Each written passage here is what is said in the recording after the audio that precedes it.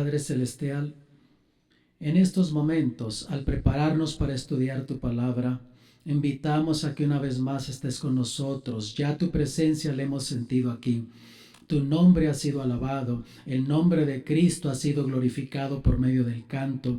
Ahora, Padre, también hay gozo en el cielo, porque hemos visto esta ceremonia bautismal, hemos presenciado lo que Jesús dijo para llegar al reino de los cielos, nacer del agua y del Espíritu. Vimos esa. Rogamos que ahora tu Espíritu se mueva en este lugar, que siga llamando, siga tocando vidas. En estos momentos ayúdanos a entender tu palabra, que tu Espíritu nos enseñe, que tu palabra cobre vida por los siguientes minutos.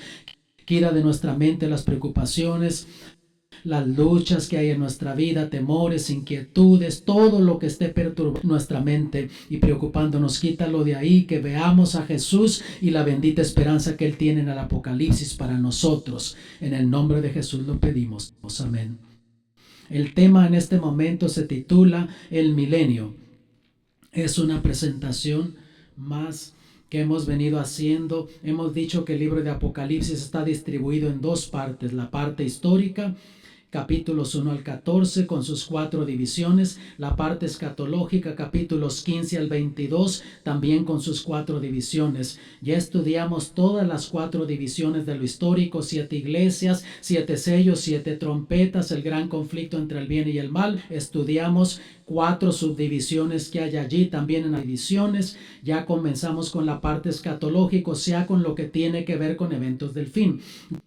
Ya estudiamos el mensaje de las 7 plagas, la caída de Babilonia, y ahora vamos a estudiar la tercera división, el milenio. El mensaje se encuentra en el capítulo 19, comenzando con el versículo 11 y se extiende hasta el capítulo 21, versículo 8. Y tú que nos estás viendo desde tu hogar, no sé si has estado siguiendo esta serie en tu hogar, pero en este momento ya hemos llegado a la parte escatológica, eventos y estamos en la tercera división, un mensaje muy importante, el mensaje del milenio. Dios le da a Juan en el capítulo 19, comenzando con el verso 11, una visión de una escena celestial. Él ve a un jinete que viene montado en un caballo blanco, vienen las nubes en el cielo, aproximándose a esta tierra. El mensaje comienza así en los versos 11 y 12. Entonces vi el cielo abierto, y he aquí un caballo blanco, y el que montaba se llamaba Fiel y Verdadero, y con justicia juzga y pelea. Sus ojos eran como llama de fuego, y había en su cabeza muchas diademas. Y tenía un nombre escrito que ninguno conocía sino él mismo. Aquí Juan vio una escena celestial y aparecen varios simbolismos en esta escena, pero es una escena gloriosa, maravillosa. Y vemos que en esos símbolos proféticos primeramente se le llama el fiel y verdadero, ese que montaba un caballo blanco. Y por supuesto es nuestro Señor Jesucristo, que viene en gloria a esta tierra. Y ese símbolo del caballo blanco lo es símbolo de victoria. Él viene victorioso a esta tierra. Ya no viene como ese niño de Belén a nacer, ser humilde en un pesebre. Ahora viene en gloria y es símbolo de su poder, símbolo de victoria. Viene victorioso a esta tierra. Ahora, no antes de que veamos lo siguiente, se le llama el fiel y verdadero. ¿Por qué razón Juan identifica a Jesús como el fiel y verdadero? Descubrimos que en el Apocalipsis Juan identifica a Jesús en otras ocasiones como el testigo fiel. Quiere decir, mis amados, que Él sigue siendo fiel a sus promesas. Tú puedes fallarle al Señor, pero Él nunca te va a fallar a ti. Él siempre sigue siendo fiel a sus promesas, y Él prometió a sus discípulos en Juan 14, 1 al 3, que iría a preparar un lugar para nosotros y vendría otra vez. Y aquí ese fiel y verdadero viene en gloria a esta tierra. Es la escena que Juan ve cumpliendo la promesa que hizo, que vendría otra vez. Y ahora dice que tenía sus ojos como llama de fuego. Es un símbolo de su gloria. Ahora viene en toda su gloria, lo dijo en Mateo capítulo 25 del verso 31 en lo adelante. Jesús, hablando de su venida, dijo: cuando el Hijo del Hombre venga en su gloria Ahora viene con toda su gloria y los ojos como llama de fuego es un símbolo de su gloria. Y había en su cabeza muchas diademas. Y las diademas o coronas en profecía bíblica son símbolo de su poder o de poder. Son muchas diademas, es todopoderoso. Cuando él se estaba por ir al cielo, les dijo a los discípulos: toda potestad me es dada en el cielo y en la tierra. Y ahora sí viene glorioso, viene poderoso, victorioso, y viene entonces siendo todopoderoso. Y la escena sigue, versos 13 y 14, estaba vestido de una ropa teñida en sangre, y su nombre es el Verbo de Dios. Y los ejércitos celestiales, vestidos de lino finísimo, blanco y limpio, le seguían en caballos blancos. Aquí hay otro simbolismo más para comenzar. Estaba vestido de una ropa teñida en sangre, símbolo de su sacrificio. Notan que viene todopoderoso, viene victorioso, viene glorioso, pero con todo regresa con el símbolo de la sangre que derramó por ti y por mí en la cruz del Calvario. Viene con ese manto, esa ropa teñida en sangre, recordándonos lo que le costó darnos esperanza eterna. Y por la eternidad, mis amados, recordaremos ese sacrificio. No nos vamos a olvidar de lo que le costó a Jesús. Y aquí en esta escena nos recuerda que viene por su iglesia, pero le costó un precio redimir a su iglesia, darte esperanza de salvación a ti y darme esperanza de salvación a mí. El Verbo de Dios le llama, es símbolo de su poder creador y también redentor. Porque en Juan capítulo 1, versículos 1 al 3 se habla de Jesús como el Verbo de Dios y dice que Él también es Dios y que nada de lo que fue hecho, creado, fue sin Él. Quiere decir que Jesús participó en la creación en el principio y participó también en la redención al venir a morir por nosotros en la cruz del Calvario. Y el Verbo aquí es un símbolo de su poder, creador y redentor. Luego los ejércitos celestes le seguían en caballos blancos, símbolo de victoria, cuando todos sus santos ángeles celestiales lo vienen escoltando, acompañando a esta tierra cuando venga por su iglesia. Luego el verso 15 dice: de su boca sale una espada aguda para herir con ella las naciones, y él las regirá con vara de hierro. Y él pisa el lagar del vino del furor y de la ira del Dios Todopoderoso. Aquí aparecen otros simbolismos. La espada que sale de su boca es su palabra, y con ella juzgará las naciones. Los que se han de perder porque fueron en contra de la verdad de Dios. No se van a perder porque no conocieron a Dios, conocieron la verdad, pero eligieron quedarse en tradiciones humanas, eligieron quedarse en el error. Y en ese día no va a haber excusa, porque la misma palabra de Dios nos va a juzgar. Esa palabra que conocieron, esa palabra que rechazaron, esas verdades fundamentales de la palabra de Dios que rechazaron, eso mismo los va a juzgar y va a indicar que merecen perderse porque rechazaron la salvación en Cristo, y Él pisa el lagar del furor de la ira de Dios. Es un símbolo que trae sus juicios y destrucción total a los rebeldes en su venida. Un lenguaje dramático, impresionista de lo que va a ser ese día cuando Él venga en gloria y encare a aquellos que no estaban preparados, que rechazaron su verdad. Luego el verso 16 dice: y en su vestidura y en su muslo tiene escrito este nombre: Rey de Reyes y Señor de Señores. Notas, viene glorioso, viene maravilloso, todopoderoso, viene como Rey de Reyes y Señor de Señores a esta tierra.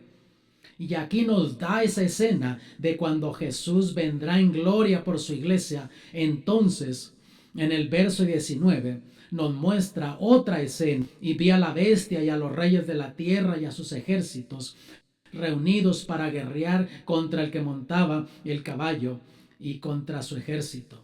Aquí aparece la escena de cuando Jesús aparece en gloria por su iglesia a esta tierra, y aquellos que fueron en contra de la verdad de Dios allí se van a encontrar.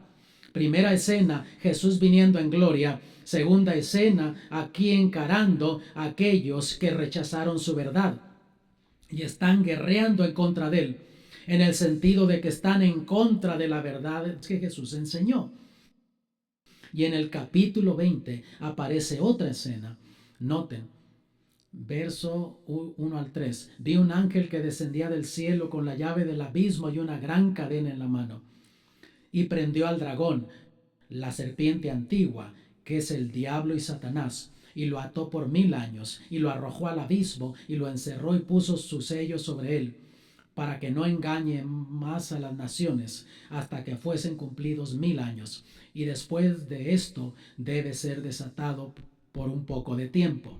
Aquí aparece otro simbolismo, noten, un ángel que ata al diablo. Pero ahora, hermanos, el diablo es espíritu, no puede ser atado ni con una cadena ni con un lazo. Vamos a descubrir que es atado con una cadena de circunstancias que van a suceder alrededor de él cuando Cristo Jesús venga en gloria por su iglesia.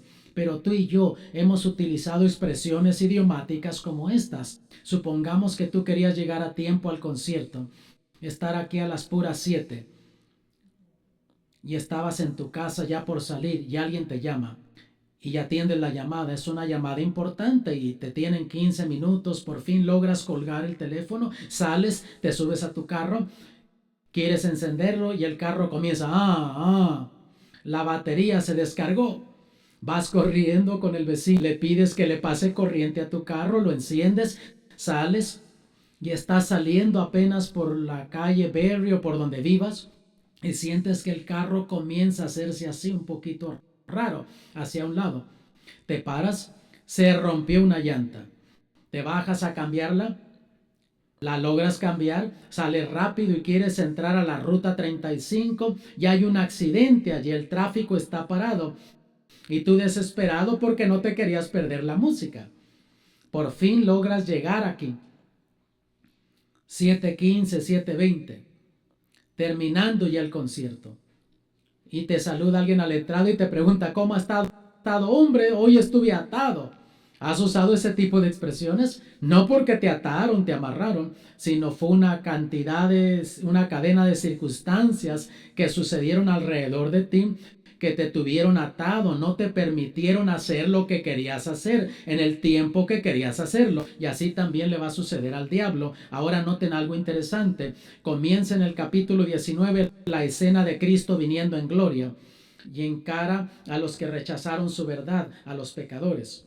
El capítulo 20 es la misma escena que de Jesús viniendo en gloria, pero ahora encara al responsable del pecado.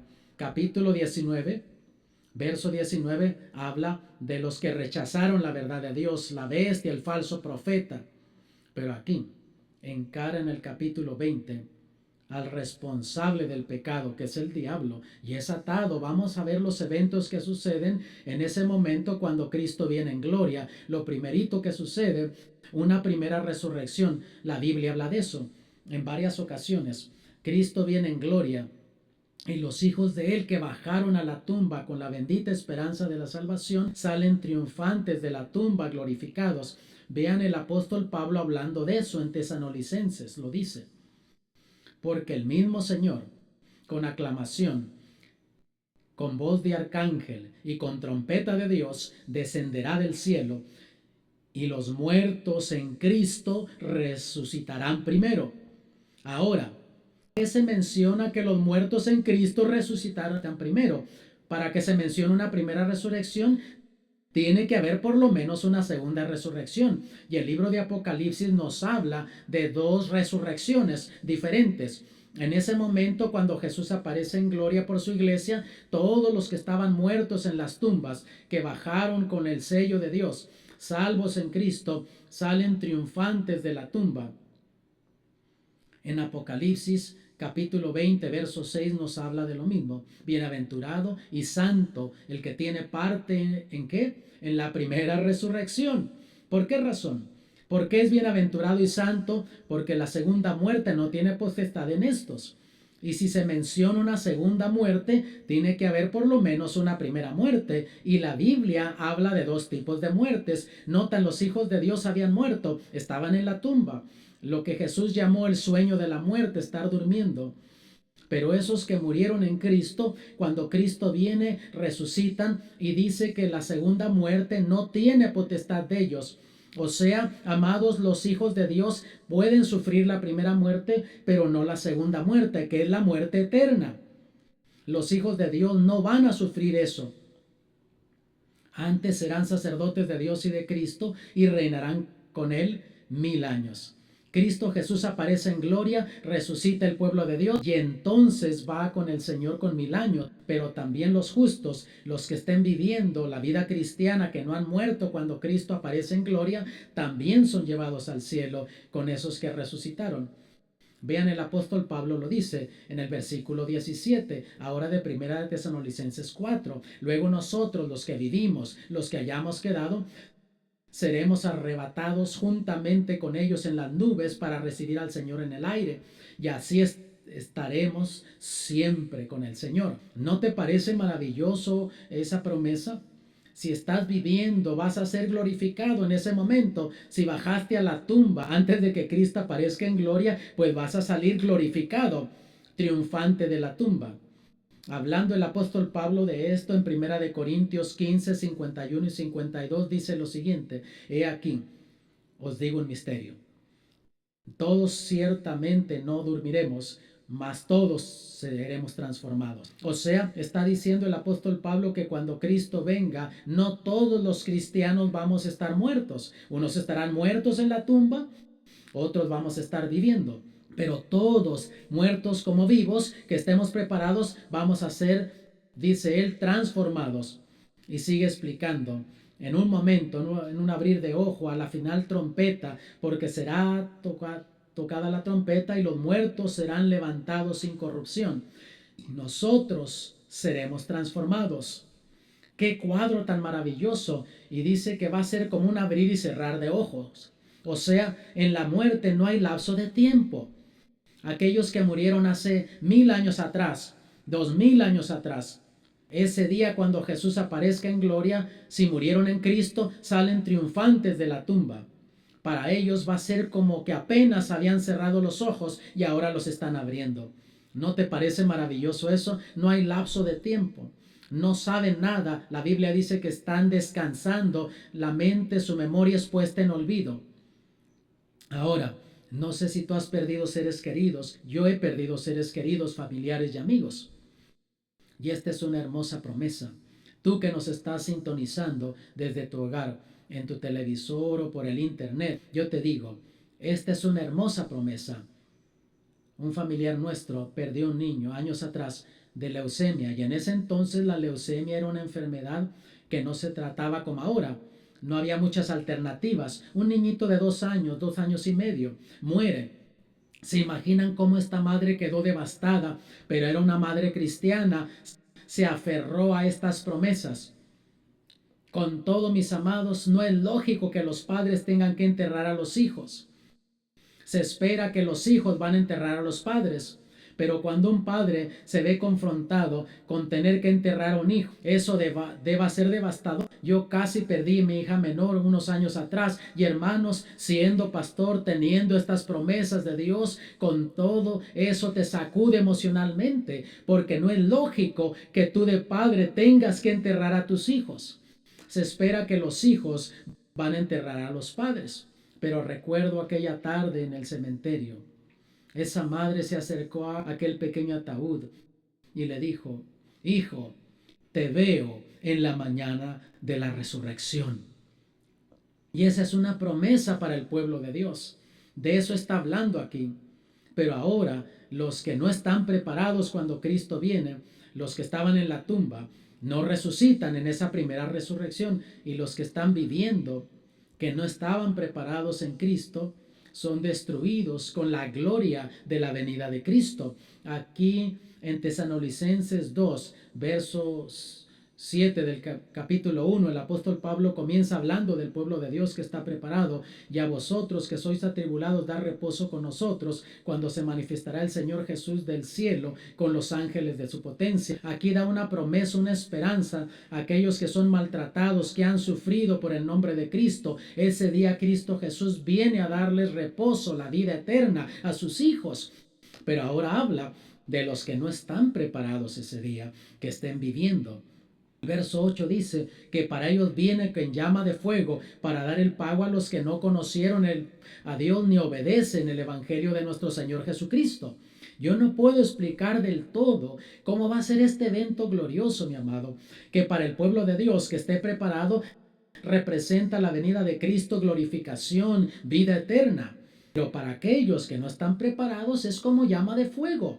Lo único que puedo hacer es ponerte una ilustración bíblica. Cuando Moisés subió al monte Sinaí a recibir los mandamientos de parte de Dios, él quiso ver a Dios porque él solo escuchaba una voz, sentía la presencia de Dios allí, pero no miraba a Dios. Y Dios le dijo que nadie puede vivir, verlo y vivir en esta condición pecadora. Pero como Dios amaba tanto a Moisés, quiso cumplirle ese capricho. Y Dios le dice, está bien, métete en el cuerpo de esa peña, de una roca grande allí. Y ahí se metió Moisés. Y la Biblia dice que Dios tapó con su mano ese hueco y pasó por allí la gloria de Dios. Y Moisés logró ver las sombras de las espaldas de Dios.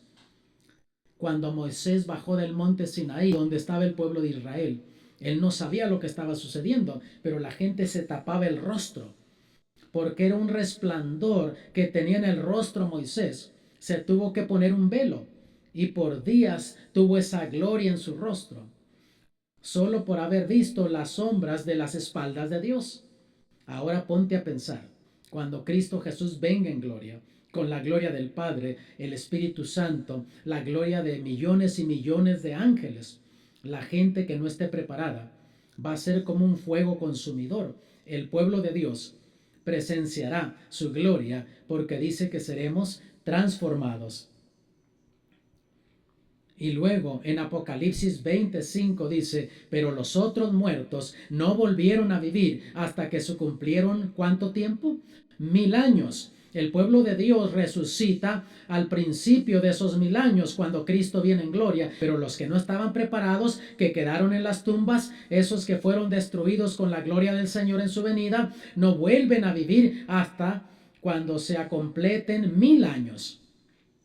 Y entonces comienzan las vacaciones de Satanás y el milenio. Ya hay gente que dice, el diablo no duerme. Si el día tuviese 25 horas, las 25 horas las trabajaría el diablo.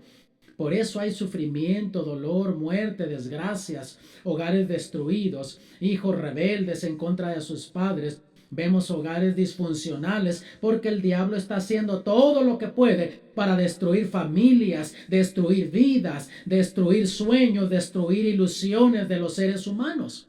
Pero la Biblia nos dice que llegará el momento que se va a tomar unas largas vacaciones. Veamos los eventos que suceden durante esos 1000 años. Para comenzar, la tierra queda desolada, queda hecha un abismo. Imagínense cuando hablamos de las 7 plagas de Apocalipsis, descubrimos que cuando Cristo viene en gloria, sucede un cataclismo, la tierra se convulsiona, queda toda destruida. Y la tierra va a quedar así por esos 1000 años. Dios le dio una visión al profeta Ezequiel, a Jeremías, perdón, de lo que va a ser ese evento, de ese periodo de tiempo. Vean Ezequiel 4, 23 al 26. Miré la tierra, y he aquí que estaba asolada y vacía, y los cielos y no había en ellos luz. Miré los montes, y he aquí que temblaban, y todos los collados fueron destruidos. Miré y no parecía hombre, todas las aves del cielo se habían ido. Él notó algo peculiar, aparte de que la tierra estaba devastada, no había seres viviendo en esta tierra. ¿Por qué razón? Porque en esos 1000 años no había seres viviendo, porque al principio, cuando Cristo vino y comienzan esos 1000 años, se llevó a su pueblo al cielo. Los pecadores quedaron muertos, no resucitan hasta después de los 1000 años. Miré ya aquí el Carmelo desierto y todas sus ciudades eran asoladas a la presencia de Jehová, a la presencia del furor de su ira. Y ya hay una enseñanza hoy por hoy muy popular entre los grupos evangélicos que dicen que en esos 1000 años va a haber una segunda oportunidad de salvación que la gente va a estar viviendo. Pero aquí la Biblia nos enseña lo contrario. Todos los impíos están muertos. Ahora en el capítulo 19, regresando al capítulo 19, nos muestra en una forma dramática lo que sucedió cuando Cristo vino. Versos 17 y 18. Y vi a un ángel que estaba en pie en el sol y clamó a gran voz: diciendo a todas las aves que vuelan en medio del cielo: venid y congregaos a la gran cena de Dios, para que comáis carnes de reyes, de capitanes y de carnes de fuertes, carnes de caballos y de sus jinetes, y carnes de todos, libres y esclavos, pequeños y grandes. Aquí, con esos simbolismos proféticos, lo que está diciendo que cuando Cristo vino, quedaron muertos regados por todos lados en la faz de la tierra. El profeta Jeremías habla de eso también. Vean, en el capítulo 25, verso 33, serán muertos de Jehová en aquel día, desde el un cabo de la tierra hasta el otro cabo. No se endecharán, ni se recogerán, ni serán encerrados, como estiércol serán sobre la haz de la tierra. Va a ser un espectáculo horrendo. Ahora, ¿por qué crees, mi amado, que nos estás viendo desde tu hogar, que no van a ser enterrados, no van a ser lamentados porque murieron? No hay quien los entierre. El pueblo de Dios está en el cielo, los pecadores todos muertos. Va a ser un evento, una escena horrenda aquí en esta tierra por esos 1000 años. Y entonces Satanás estará atado en la tierra desolada. Se va a encontrar solo. Verso 3 de Apocalipsis 20: y arrojólo al abismo y le encerró y selló sobre él, porque no engañe más a las naciones hasta que 1000 años sean cumplidos. Y después de esto es necesario que sea desatado un poco de tiempo. Por esos 1000 años está atado por esa cadena de circunstancias. No tiene a quien engañar, no tiene a quien causarle dolor, sufrimiento. Pero cuando sea desatado, después de los 1000 años, es por un poco de tiempo, y ya vamos a descubrir por qué.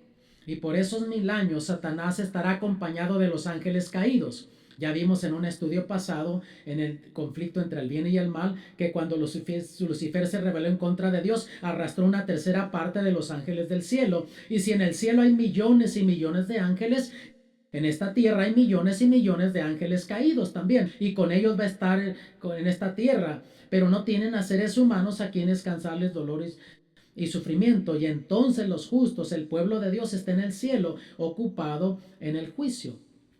Saben que la gente pinta el cielo y la tierra, la eternidad, como un lugar donde no dan ganas de ir. La gente anda flotando en una nube, tocando un arpa, no sabe lo que está sucediendo.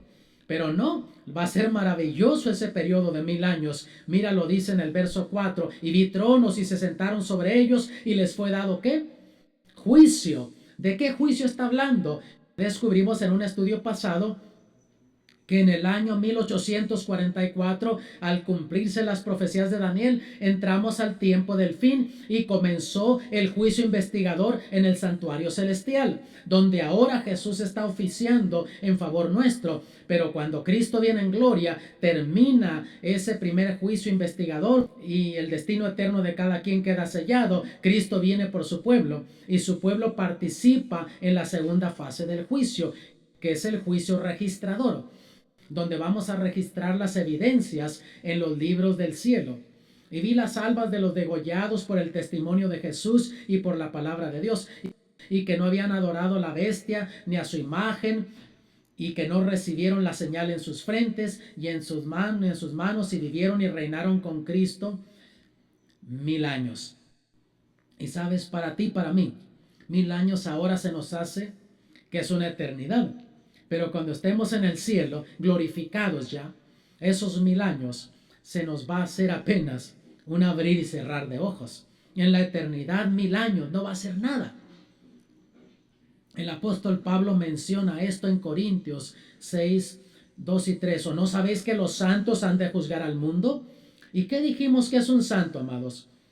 Un santo no es otra cosa más que un pecador arrepentido, perdonado y justificado por Cristo Jesús.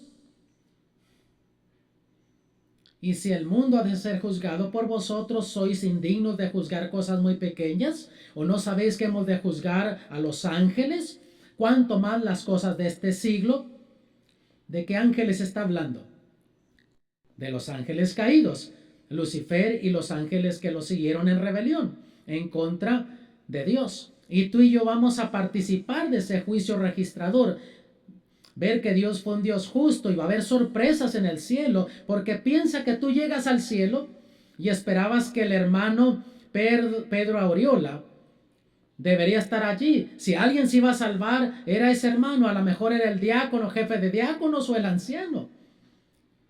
Y vivió una vida santa, según tú. En la iglesia era un angelito, pero vivió una vida doble. En su casa era un demonio. Maltrataba a la esposa, a los hijos, y vivió una vida doble. ¿Y qué pasó? Dios se equivocó. Dios te va a dar oportunidad de que vayas al libro de la vida, libro de la muerte, libro de pecados, y quedes convencido que su juicio fue justo. Ahora vas caminando por medio de la plaza de la Nueva Jerusalén y te encuentras a tu vecino, a Juan Charrasqueado, aquel que ni siquiera le querías hablar de Cristo porque era borracho, mujeriego y tomador, fumador, ese que decías qué esperanzas va a tener de salvarse, y ahí está en el cielo. Y oye, dices, ¿cómo se le coló al Señor? ¿Cómo se metió aquí? Vas a poder ir al libro de la vida y ver cómo esta persona está allí porque aceptó a Cristo como Salvador personal. El libro de memorias, historias de lo que Dios hizo en la vida de esa persona. Y sabes, yo agradezco a Dios que a mí no me toca decidir quién se salva o quién se pierde. Gracias a Dios que a ti no te corresponde eso tampoco. Porque si así fuera, nos equivocaríamos más de una vez. La Biblia dice que tú y yo vemos lo que está delante de nuestros ojos. Dios ve el corazón. Tú te das por vencido con un vicioso, con un malvividor. Dios no ve, mi amado, lo que tú eres ahora. Tú que me estás viendo en este momento desde tu hogar, Dios no ve lo que tú eres. Dios ve lo que tú puedes llegar a ser cuando tú le rindes tu voluntad a Cristo Jesús. Dios ve lo que Él puede hacer en tu vida. Dios ve el potencial que hay en ti. Y lo que ha hecho por otros puede hacer también por ti. Si ha perdonado a otros, te puede perdonar también a ti. Y saben, quedaremos por la eternidad convencidos que los juicios de Dios son justos, santos y verdaderos. Y entonces Satanás es suelto de su prisión. Dice así el verso 7, cuando los 1000 años se cumplan, Satanás será suelto de su prisión. ¿Por qué? Porque ahora tiene a quien engañar, a esos pecadores que resucitaron en esa segunda resurrección. Y justo en ese momento, sincronizadamente, la santa ciudad de Dios, la Nueva Jerusalén, desciende a esta tierra. El apóstol Juan habla de eso en el capítulo 21, verso 2. Y yo, Juan, vi la santa ciudad Jerusalén nueva que descendía del cielo de Dios, dispuesta como una esposa ataviada para su marido. Y es una ciudad hermosísima. Nuestra siguiente presentación vamos a hablar de eso. Hermosa como es esa hermosa ciudad. Aquí también está hablando del pueblo de Dios, porque la esposa del Cordero de Cristo no es una ciudad. Por más hermosa que sea esa ciudad, Cristo Jesús no murió por una ciudad de oro. Cristo Jesús murió por pecadores como tú y yo. Murió por ti y por mí. Y aquí viene el pueblo de Dios en esta hermosa ciudad celestial. Y entonces Satanás reúne a los impíos alrededor de la ciudad. Y fíjate lo que el pecado hace, la mente tergiversada, el diablo creyendo que todavía tiene esperanzas de vencer a Dios y su verdad. Versos 7 y 8 dicen, cuando los 1000 años se cumplan, Satanás será suelto de su prisión y saldrá para engañar a las naciones que están en los 4 ángulos de la tierra, a Gog y a Magog, a fin de reunirlos para la batalla, el número de los cuales es como la arena del mar. Aquí hay varios simbolismos, Gog y Magog. ¿Quiénes fueron Gog y Magog? Fueron los peores enemigos del pueblo de Dios en los tiempos bíblicos y son un símbolo en toda la historia de aquellos que han sido enemigos del pueblo de Dios, enemigos de la verdad de Dios. Aquella persona que se burla de ti, aquella persona que te da problemas porque tú quieres vivir la vida cristiana. Y no tiene que ser lo que llamamos un enemigo. Puede ser un familiar, alguien que llamas amigo. Pueden ser los mismos de tu casa, que te quieren impedir que vivas como Dios manda. Allí van a estar, son un símbolo de Gog y Magog, aquellos que fueron en contra de la voluntad de Dios y en contra del pueblo de Dios. Y dice que son, ¿como qué? Como la arena del mar. Otro simbolismo, una expresión idiomática para decir que son tantos los que se van a perder que no se pueden contar. Y no se pierden, amados, porque así Dios lo quiso. Dios no quiso que se perdieran. Dios hizo todo lo que estaba a su alcance, menos forzar su voluntad. Y si tú te has de perder, mi amado, será no porque Dios no te dio oportunidad, porque no permitió que conocieras su verdad, porque tú elegiste seguir viviendo en contra de la voluntad de Dios. Yo no sé qué está sucediendo en tu vida. Solo Dios y tú saben lo que está sucediendo en tu vida. Yo solo sé que Dios quiere cambiar tu vida, te quiere transformar. Y si te has de perder, será porque rechazaste la invitación de Dios, no porque Dios así lo quiso. Y entonces Satanás y todos los impíos son destruidos en ese momento. Mira lo que dice el verso 9: y subieron sobre la anchura de la tierra y rodearon el campo de los santos y la ciudad amada, todavía creyendo que pueden destruir esa ciudad. Y lo que el pecado hace, el pecado no te hace ver el mal que estás viviendo. El pecado no te permite ver lo bueno que Dios es. El pecado no te permite ver las cosas maravillosas que Dios tiene en la vida cristiana. El diablo te pinta el mundo muy bonito, muy atractivo, pero el diablo no es real, no es transparente, no te muestra las consecuencias de que esas cosas del mundo traen a tu vida. Y el verso 9 en la última parte dice: y de Dios descendió fuego del cielo y los consumió. Ese fuego consumidor, ese fuego y azufre que cae del cielo, que Dios dice que lo tiene reservado para ese día, los consume, acaba completamente con ellos. Contrario a lo que la gente enseña hoy por hoy, una enseñanza muy común también en el cristianismo ahora, en los grupos evangélicos, y lo usan para meterle miedo a la gente, que te vas a estar quemando por la eternidad y siglos y siglos. Y hay gente que pinta eso como donde está un diablo y te pica con un trinche y saltas y te rostizas otros 100 años o 200 años por otro lado y vuelves y te estás quemando por la eternidad. Ese no es el Dios que la Biblia nos enseña. Dice que en ese momento los consume, ese fuego los destruye completamente.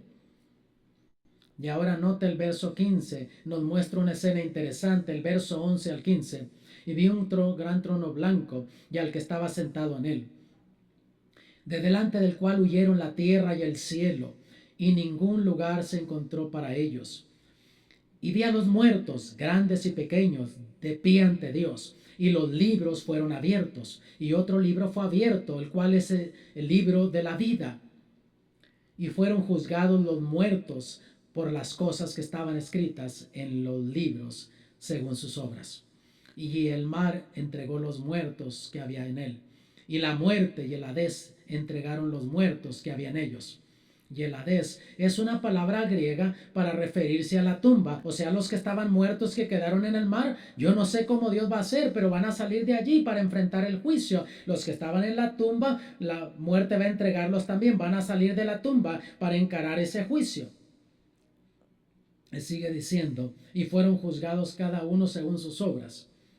Y la muerte y el Hades fueron lanzados al lago de fuego. Esta es la muerte segunda.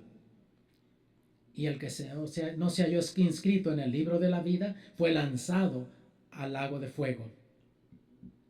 Aquí Dios nos enseña una grande realidad: que para que tú puedas tener vida eterna, tu nombre tiene que estar escrito en el libro de la vida. Y eso solo sucede en el momento cuando tú aceptas a Jesús como Salvador personal, eres bautizado y naces de nuevo en Cristo. Pero después tienes que mantener tu nombre allí. Por eso la Biblia nos dice que cuidemos que no manchemos nuestras ropas. Sigas conectado a Jesús, no regreses al pecado. Aquí nos enseña otra grande realidad, mis amados. Esta escena. No se necesitaba esta escena. El verso 9 lo describe todo. Cayó fuego del cielo y los consumió. ¿Por qué razón Dios incluye esta escena de los versos 11 al 15? Porque con eso Dios nos está diciendo que Él llevó un juicio justo. No fue arbitrario.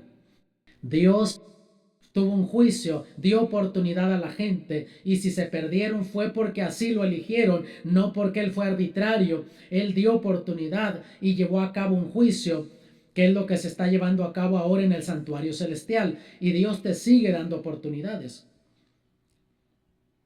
Y ahí, mis amados, termina esa batalla entre el bien y el mal.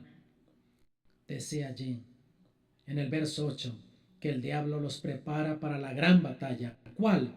Esa última batalla entre el bien y el mal. Y gracias a Dios, en Cristo Jesús estamos del lado vencedor. No tenemos nada que temer. Sin Cristo estamos en problemas. Mateo 25:41. Entonces dirá también a los que estarán a la izquierda: apartaos de mí, malditos, al fuego eterno, preparado para el diablo y para sus ángeles. Está hablando de los que se pierden. Nota que para ti, para mí, Dios nunca planeó ese fuego que tiene reservado. Ese fuego y azufre, para ti, para mí, Dios preparó, planeó la vida eterna. Ese fuego está preparado ¿para quién? Para el diablo y sus ángeles. Para ti, para mí, Dios planeó la vida eterna. Juan 3:17 dice, porque no envió Dios a su Hijo al mundo para que condene al mundo, sino para que el mundo sea salvo por él. Lo único que Dios no va a hacer es llevarte a la fuerza a la vida eterna. Si tú eliges perderte, Dios aceptará tu voluntad. Le va a doler aceptar tu voluntad. Por esa razón en Isaías 28:21, mira lo que dice, hablando de ese día. Porque Jehová se levantará como en el monte Perazín, como en el valle de Gabaón se enojará, para hacer su obra, su extraña obra, y para hacer su operación, su extraña operación. ¿Por qué razón ese día va a ser una obra extraña para Dios? Una operación extraña. Destruir a esas criaturas que Él creó. Porque la naturaleza de Dios no es de destruir. La naturaleza de Dios es de crear. La naturaleza de Dios es de dar vida y no quitar la vida, traer felicidad y no sufrimiento. Pero Dios hizo todo lo que pudo, y si te has de perder va a ser porque así lo elegiste, pero va a ser una obra extraña para Dios tener que destruir a un ser humano por el cual Cristo Jesús murió en la cruz del Calvario. Yo no sé, mi amado, qué cosa de este mundo sea tan valiosa como para que tú te aferres a ella y te pierdas por eso. ¿Sabías tú que hay gente que se aferra a una relación ilícita? La persona es cristiana y sabe lo que la Biblia dice. Está viviendo en fornicación o en adulterio. Y el Espíritu Santo le llama y la persona no se suelta de eso. Humanamente siente que necesita aferrarse a eso. ¿Valdrá la pena esa situación para perderte por eso? Perseguir cosas materiales y sacrificar tu vida espiritual. Yo no sé qué sea tan valioso en esta vida. Yo sé que hay mucha gente que va a sacrificar la vida eterna por otras cosas de este mundo. Y si así lo eliges tú, Dios aceptará tu voluntad. Le va a doler, pero va a aceptar tu voluntad. Y entonces Dios va a crear una nueva tierra. Porque ponte a pensar, esta tierra ya está contaminada por el pecado. Nuestra atmósfera está contaminada por el pecado. Y en ese momento, ese fuego consumidor que ha de consumir el pecado y los pecadores, será también un fuego purificador que ha de purificar esta tierra de pecado y la va a crear a la condición a la que se encontraba antes de que entrara el pecado.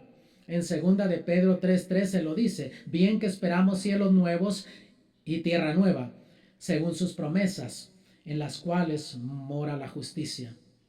Y al hablar de cielos está hablando de nuestra atmósfera. Dios va a recrear esta atmósfera que ya está contaminada por el pecado y este mundo también. Mi mente, mis amados, no logra imaginar del todo lo que va a ser la tierra nueva, ya creada la condición a como estaba antes de que entrara el pecado. Por eso el apóstol Pablo en Corintios dice que cosas que ojo no vio, ni oreja oyó, ni han subido a la imaginación de hombres, es lo que Dios tiene preparado para los que le aman. En la siguiente presentación vamos a ver una vislumbre de lo que Dios nos habla del cielo y de la tierra nueva. Pero son cosas maravillosas que te deban de entusiasmar, que deban de poner un fuego en tu corazón que arde, que digas, yo no me pierdo esto por nada, no hay nada de este mundo que valga la pena para que yo pierda la vida eterna por ello.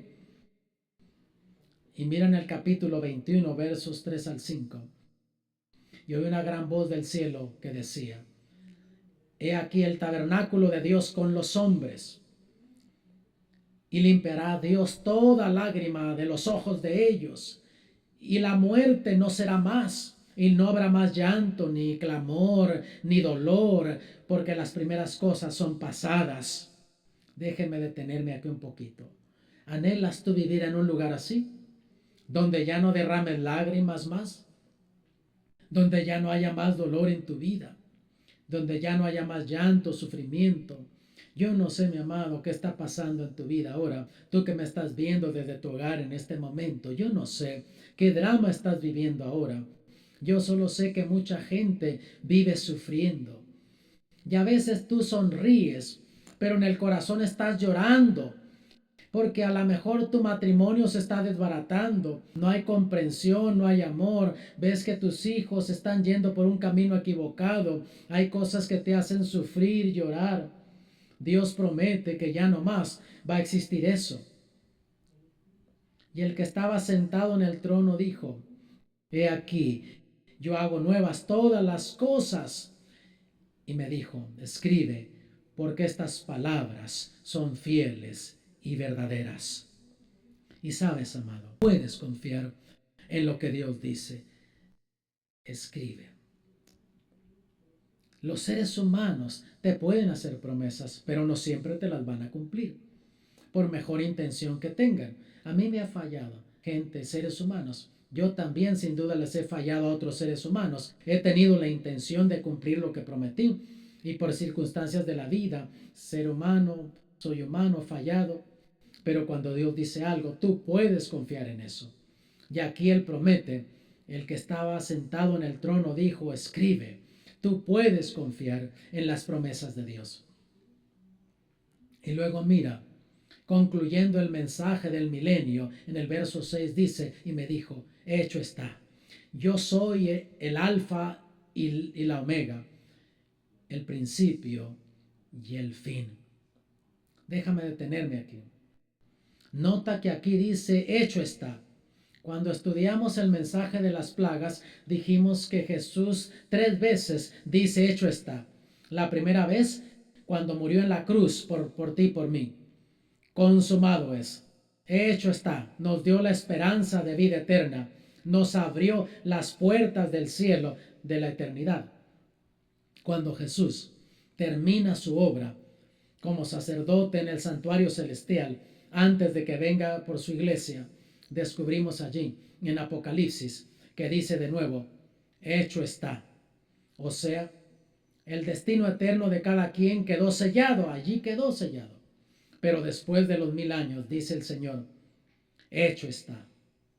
Por fin acabó con el pecado y con todo lo que tiene que ver con el pecado, y restauró a su pueblo y a este mundo a la condición a la que se encontraba antes de que entrara el pecado. ¿No te parece maravilloso esto? Pero ahora mira: al que tuviere sed, yo le daré gratuitamente de la fuente del agua de la vida. No sé qué estás viviendo tú, no sé qué hay en tu alma, no sé si hay vacío en tu corazón, si tienes sentimientos de culpabilidad, sentimientos de fracaso. Hay gente que ya no le encuentra sentido a la vida. ¿Qué hay en tu vida ahora, mi amado? ¿Tienes sed? ¿Estás sufriendo? Ve a Jesús, ya no sufras más. Él es la solución. Jesús dice: al que tuviere sed, yo le daré gratuitamente de la fuente del agua de la vida. Ahora Jesús te está invitando para que tú vengas a Él. Jesús te está dando la invitación. Y mira el verso 7: el que venciere poseerá todas las cosas, y yo seré su Dios, y él será mi hijo. ¿No te parece maravillosa esa promesa? Poderle llamar a Dios papá. Aquí en esta vida hay quienes han crecido sin un padre, a lo mejor sin una madre.